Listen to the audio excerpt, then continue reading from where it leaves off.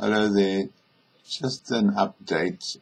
Since this mentioning of the whole idea of aliens, of course, many questions will arise in people's minds about typically whether this guy's lost the plot, which is what I specifically wanted to talk to about, because some context will help you to understand why I felt it was important to come out and speak about this. Firstly, remember that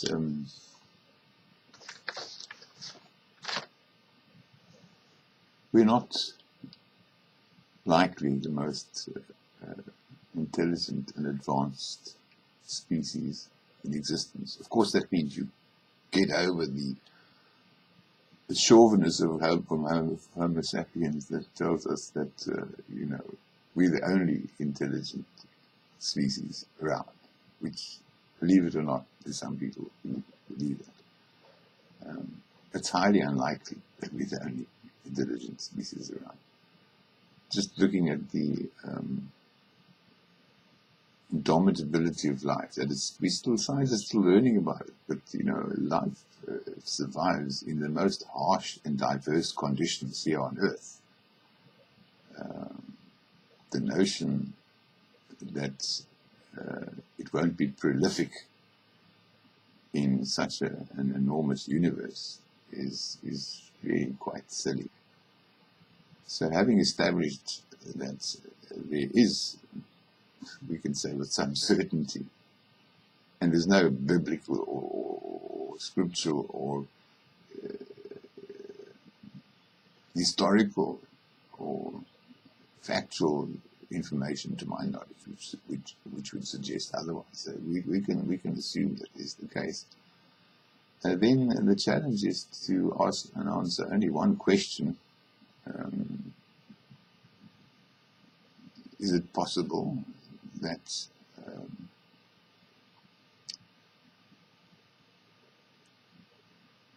the limitations on communication and science universally, and not just globally, universally, are not quite as limited as we perceive them to be?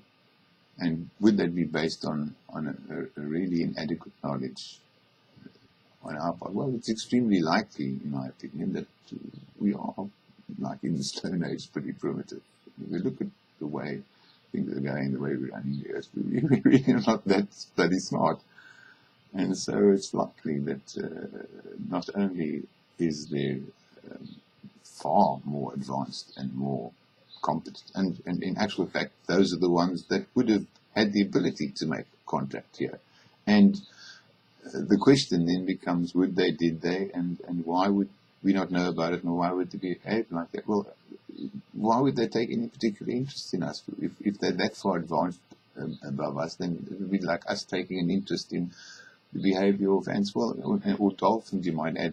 We actually do that, and perhaps we can learn from the dolphins, we can learn from the creatures of the earth and from one another, and not be so chauvinistic as to believe that one particular specimen of mankind has got it all, and every other hasn't got something, and that's what we really need to understand. And so there will be good forces out there and otherwise, and the good ones are the ones that actually make contact. So I think Stephen Hawkins is wrong, but I can understand that he was born and lived in a wheelchair. That really sucks.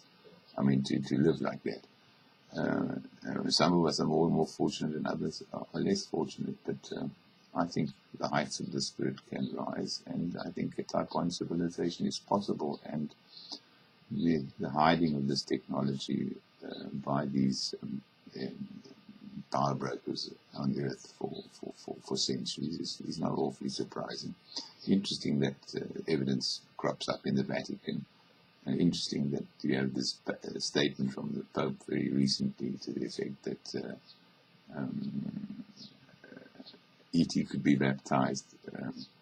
I think this speaks to the indomitability of the soul of God, really, because if we generically define God as the creator of the universe, then we're his creation, and we have the choice of aligning with that unknown awesome power in a way of a spiritual way, a way of nurturing, a way of symbiosis, and using the natural laws of the universe, which we challenge to understand, and that is the inevitable destiny of the future, the meek that was leaked to us, that the inheritors of the earth are going to be the meek folk, not the coercive folk, because the coercive folk are already standing in opposition. They've actually set themselves up against the natural order, and they're trying to make a river flow upstream. Well, it doesn't. Rivers flow downstream, and you can modify gravity, but to the extent that it's feasible and practical and doable is the extent to which we've had information and understanding of science concealed from us. So it's not that crazy. It's not that crazy at all. And what is crazy is that we allow and accept. I mean, if you look at the number of respected scholars who are now gravitating to the stages of the Thunderbolts project and who are sharing another perception of the nature of things, quite obviously we've had a lot concealed from us. Not difficult to conceal things if you control science. And you control science when the agenda becomes that of corporations sponsoring faculties. Now, there's a legitimate area for that sort of sponsorship to produce the manpower to run industry. But if industry is not focused on nurturing choices, then we're going to carry on destroying the earth. So it's us that has to do that. No, there's no one else out there to do it. The other people out there are postured behind money interests, and legitimacy is a place for that, but it can't be the overriding concern. And government has got to be sufficiently free of corruption and sufficiently occupied with the business of the people to be able to make these choices for us. Because of the power that we all need to, of course, but I think this is the good work of our various departments who are involved with the sciences. And, well, they've done sterling well in many ways, so let's give credit where credit is due, and let's I still want to see, as soon as possible, that we have an industrial revolution here in South Africa and in Africa. I think it's doable. I think we must get on with it. Because if we can change the technology that we're using towards more nurturing choices just in every decision that we're making, then I think it augurs well for employment, for getting rid of destructive carbon fuels and nuclear fuel. We need to use natural nurturing energy which is available. Hydroelectric is wonderful, solar is wonderful. Even some forms of, if you've got to keep to this pathetically inefficient internal combustion engine, you can harvest fuels that do burn, natural fuels from nature that do burn a lot less harmfully than petroleum products do. But even these, I would suggest we don't use, not so much because of the inefficiency of the internal combustion engine, which is a real one, or because of any harms that might come from the use, but it's the same outdated way of doing things. We need lightweight vehicles that are anti-gravity, that don't require this sort of wear and tear and this sort of harmful impact. And this is not going to happen unless we can get government to do it, because the industry won't do it. Because it's just, it will be anti-commercial, it will be anti-capitalist, it will be anti-existing power structure.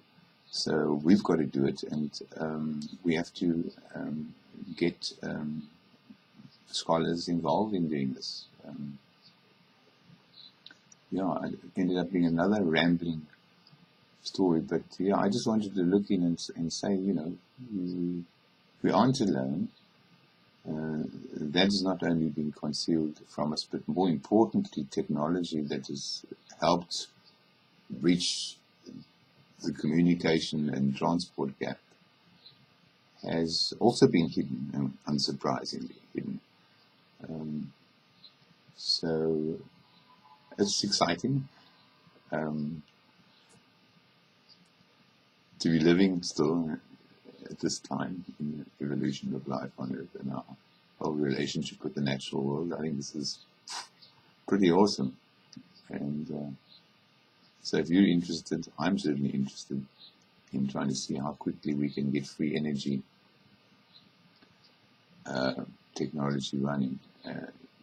John Searle had an interesting comment over the many things that he said. He spoke about finding the sweet spot. This is it got to a stage where this should be a discussion, not just me rambling, but they're interesting, exciting things to talk about. And I'm sure there must be many out there who are thinking the same thoughts as I'm thinking. So we need to find a way to get together to make this happen. And happy Father's Day to everyone. I just realized it's Father's Day. And that applies to the mothers and brothers and sisters also doing father's jobs. Because there are many of them. Even in my home, it happens from time to time. So God bless you all. Have a lucky day.